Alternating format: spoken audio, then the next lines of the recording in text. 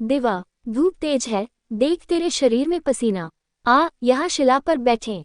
अच्छा, सूरश्रवा dash dash dash कह दिवा सूरश्रवा के साथ एक विशाल देवदारू की छाया में शिला तल पर बैठ गई।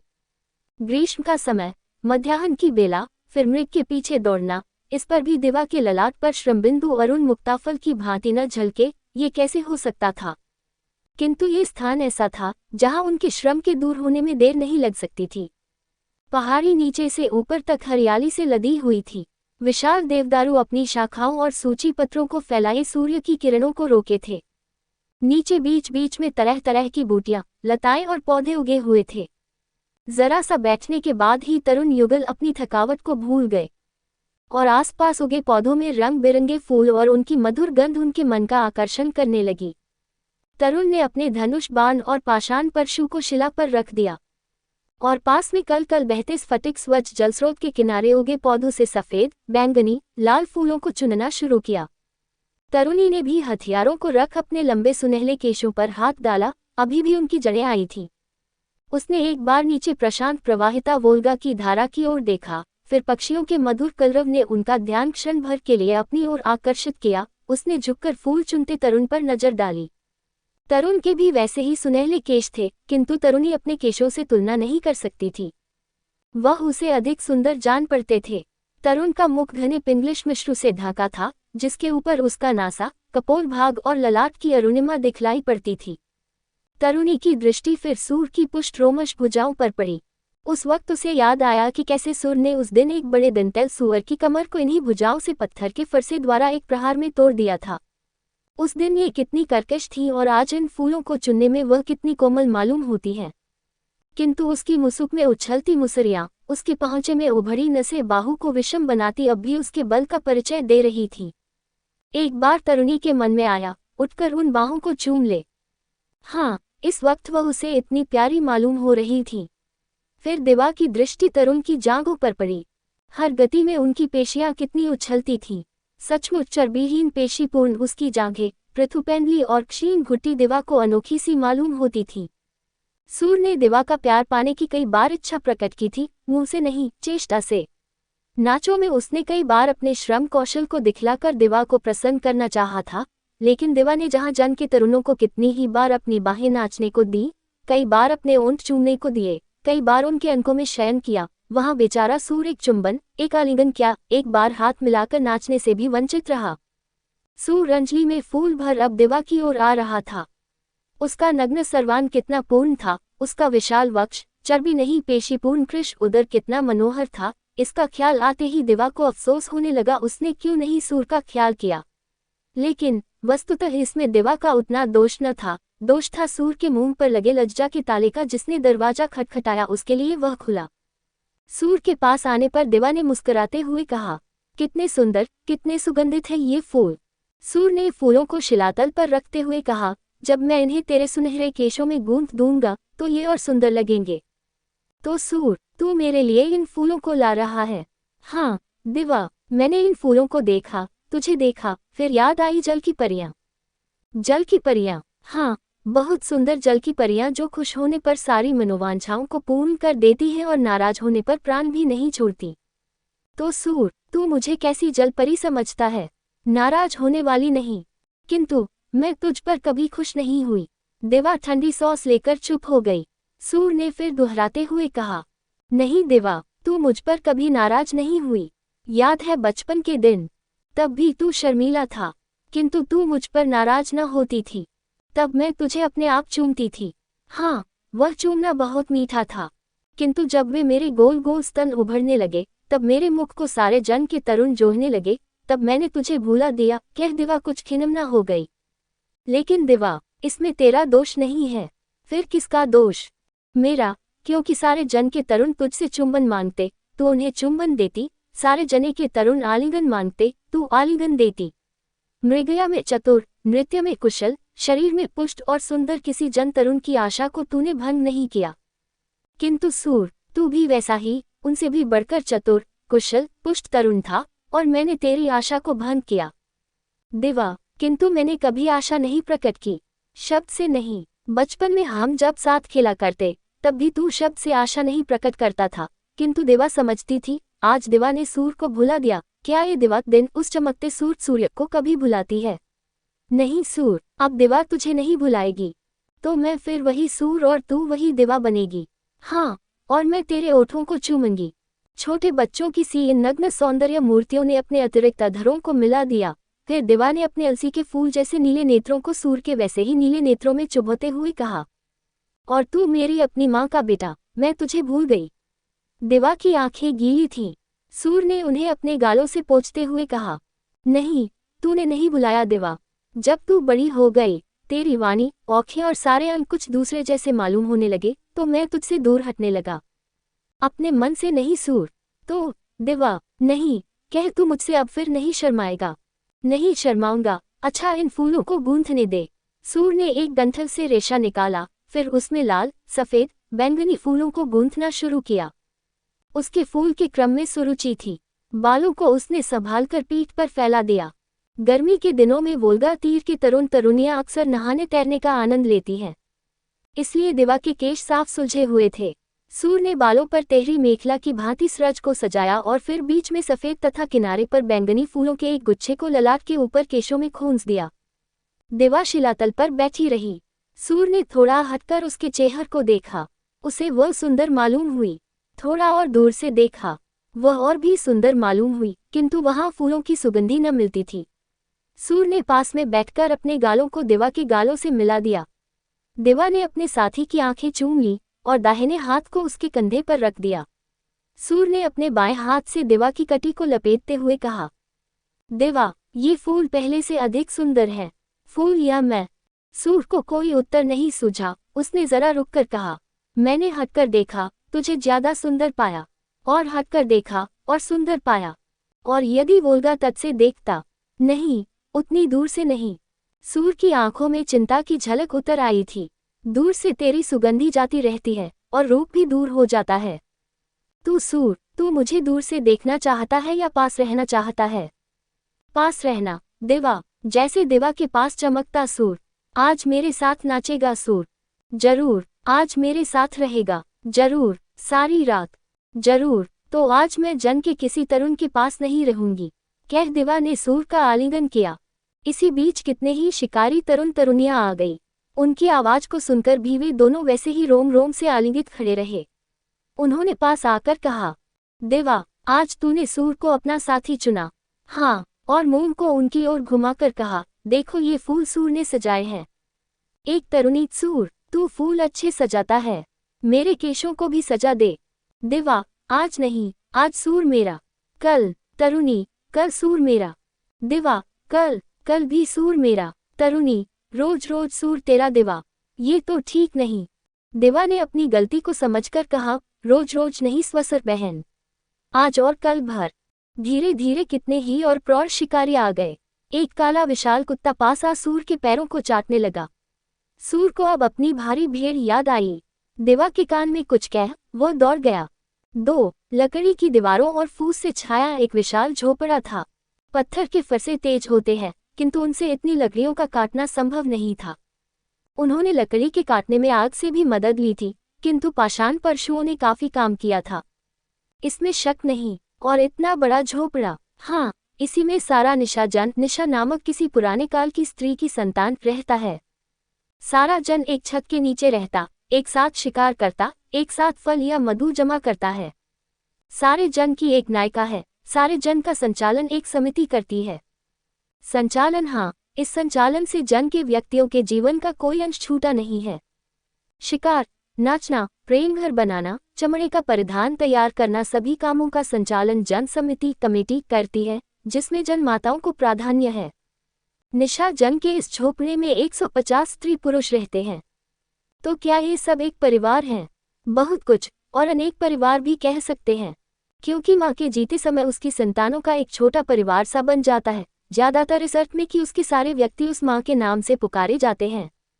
उदाहरणार्थ, देवा की माँ न रहे और वह कई बच्चों की माँ हो जाए, तो उन्हें देवा सूनु, देवा पुत्र और देवा दुहिता, देवा पुत्री कहेंगे। इतना होने पर भी देवा की संतान की अपनी संपत्ति मांस फल नहीं होगी। सभी जन, स्त्री पुरुष दोनों, साथ संपत्ति अर्जित करता है, साथ उसे भोगता है, न मिलने पर साथ भूखे मरता है। व्यक्ति जन से अलग अपना कोई अधिकार नहीं रखते। जन की आज्ञा, जन का रिवाज पालन करना उनके लिए उतना ही आसान मालूम पड़ता है जितनी अपनी इच्छा।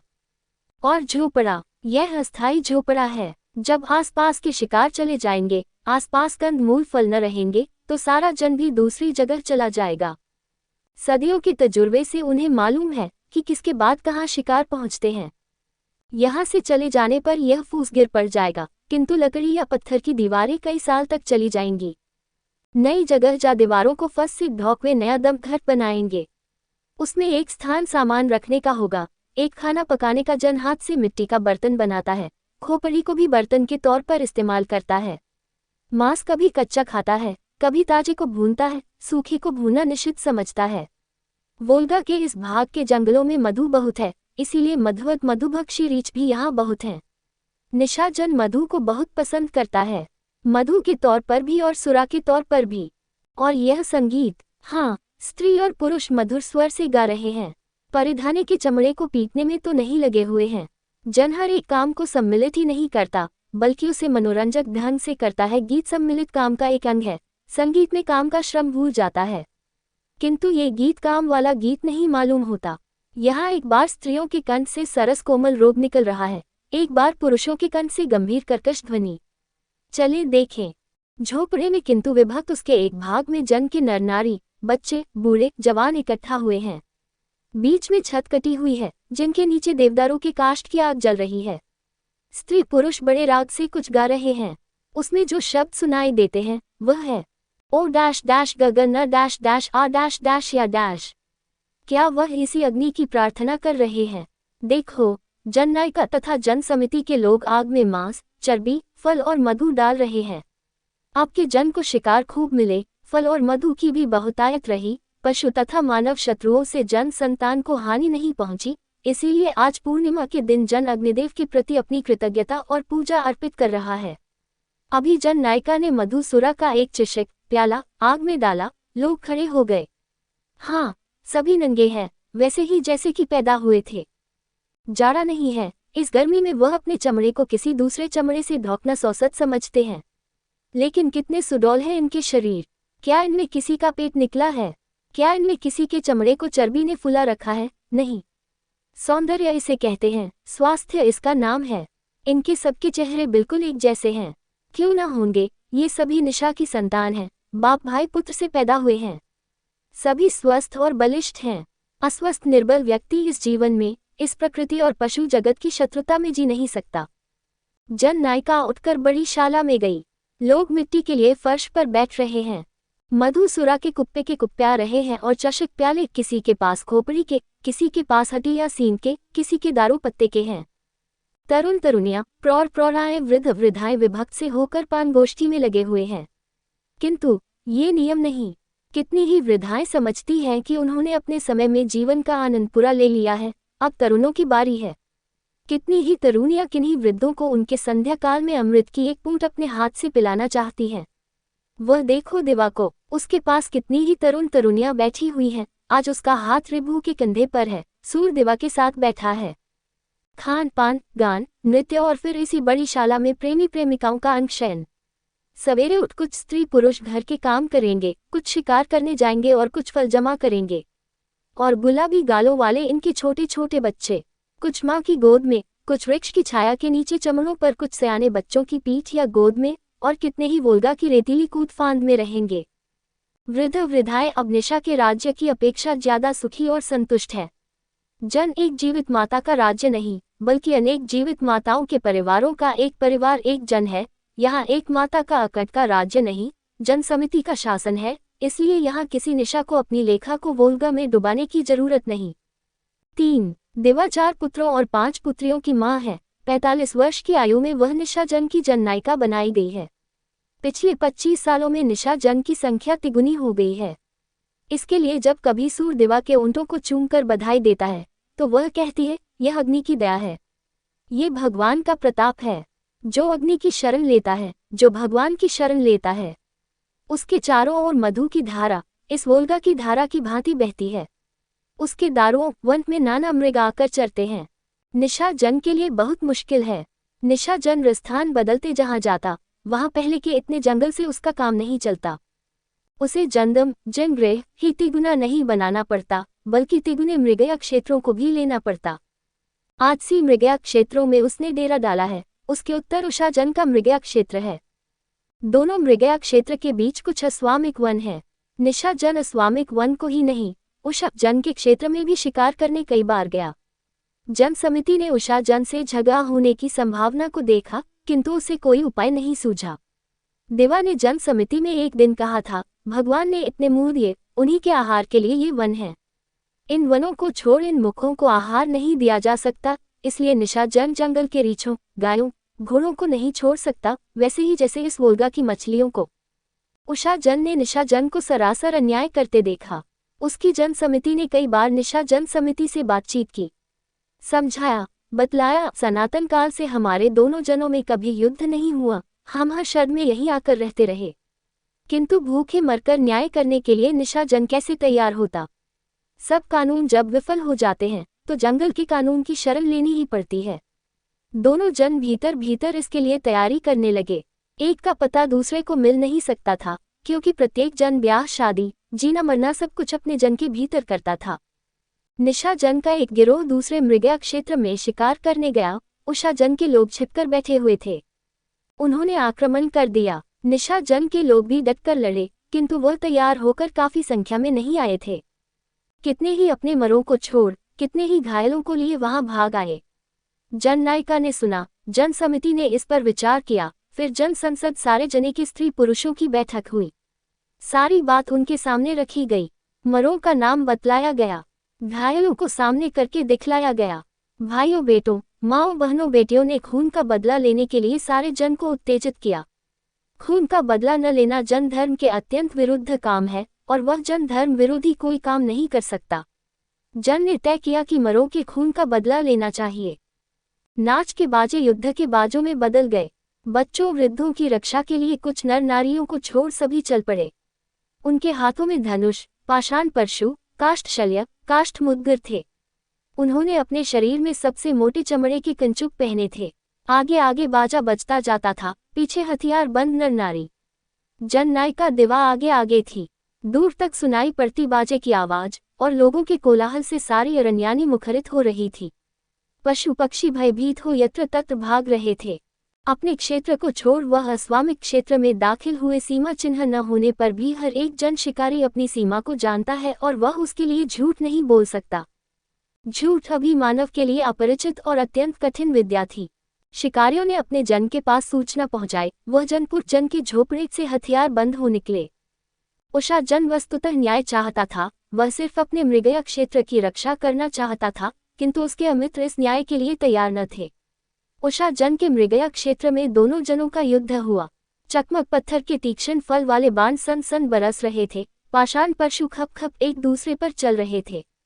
वे भालों और मुद्गरों से एक दूसरे पर प्रहार कर रहे थे।